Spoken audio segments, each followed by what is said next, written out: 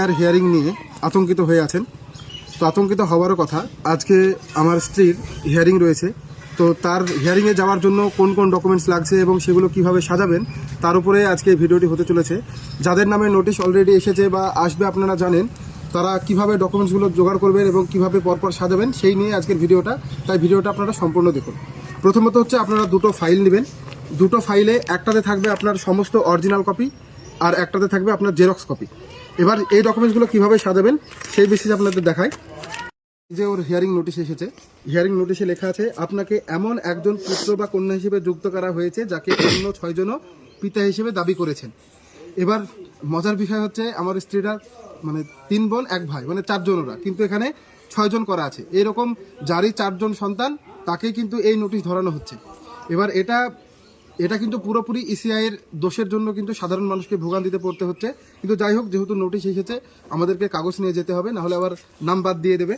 এবার প্রথমত হচ্ছে আপনাকে আপনার বিওলো একটা এইরকম একটা নোটিশ দিবেন আপনাকে। সেই নোটিশটা সর্বপ্রথম আপনাকে ওপরে রাখতে হবে। নোটিশটা প্রথমে উপরে রাখবেন। তারপরে দ্বিতীয়তে থাকবে হচ্ছে আপনার এনুমারেশন ফর্ম, অর্থাৎ ইএফ।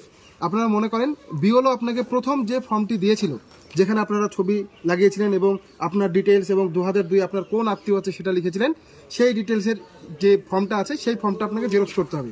দুটো হলো। এরপরে আপনাকে সাজাতে হবে আপনি যাকে দিয়ে লিঙ্কেজ করিয়েছেন 2002 সালে। কারো বাবা থাকতে পারে, কারো মা, কারো দাদু, কারো দিদা, যেই হোক না কেন তার সেই পেজটা 2002 সালের, এই যে দেখুন 2002 সালের সেই পেজটা, এবং সেটাকে আপনি মার্ক করে দেবেন। এখানে হাইলাইট দিয়ে মার্ক করতে হবে এমন কোনো ব্যাপার নেই, আপনি কলম দিয়েও দাগিয়ে দিতে পারেন, তাহলে যারা দেখবেন তাদের সুবিধা হবে। এরপরে এটা হচ্ছে 3টে ডকুমেন্টস। তারপরে যার নামে নোটিশ এসেছে তার যে যে ডকুমেন্টস আছে সেই ডকুমেন্টস আপনাকে দিতে হবে।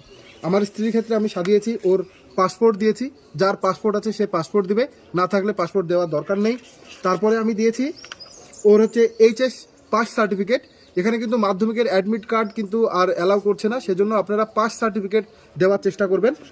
এরপরে আমি দিয়েছি ওর আধার কার্ড। তারপরে দিয়েছি ওর ওবিসি সার্টিফিকেট।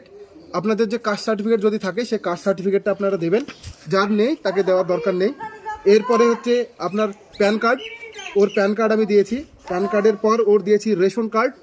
রেশন কার্ড দেওয়ার পর ওর আমি স্টেট ব্যাংকের একটা পাতা, মানে ব্যাংকের বইয়ের একটা পাতার জেরক্স দিয়েছি। তার সঙ্গে সঙ্গে ও যেহেতু সার্ভিস করে সেই জন্য সার্ভিসের একটা পেপার আমি দিয়েছি। তার সঙ্গে ওর ডকুমেন্টস দেওয়া কিন্তু শেষ, মানে যার নামে নোটিশ এসেছে তার কিন্তু ডকুমেন্টস দেওয়া শেষ। এরপরে হচ্ছে ওর গার্জেন, যাকে দিয়ে লিঙ্কেজ করেছে, ওর বাবার ডকুমেন্টস আমি এখানে দিয়েছি। ওর বাবার আমি এখানে ভোটার কার্ড, সেই ভোটার কার্ডের জেরক্স দিয়েছি। এখানে যেহেতু দুটো ওর বাবার ভোটার কার্ড আছে সেজন্য আমি দুটো দিয়েছি, আপনারা একটাই দেবেন। এরপরে ওর বাবার হচ্ছে আধার কার্ড দিয়েছি, তার সঙ্গে সঙ্গে ওনার প্যান কার্ড। প্যান কার্ডের পর আমি দিয়েছি একটা জমির দলিল, সেটা ওর দাদুর নামে আছে। যেহেতু ওর বাবার ডকুমেন্টস ওর দাদুর নাম লেখা আছে, সেজন্য ওর দাদুর নামের একটা ডকুমেন্টস আমি জমির জেরক্স আমি দিয়েছি। এগুলো হচ্ছে মূল ডকুমেন্টস। আপনার মধ্যে এই যে ডকুমেন্টসগুলো আমি বললাম সেগুলোর মধ্যে আপনার কাছে যে যে ডকুমেন্টস আছে আপনি সেই ডকুমেন্টসগুলোই আপনি প্রোভাইড করবেন। যেগুলো নেই সেগুলো নিয়ে শুধু হয়রানি হওয়ার কিছু নেই। যেগুলো নেই সেগুলো আপনাকে দেওয়ার দরকার নেই, যেগুলো আছে আপনি দেবেন।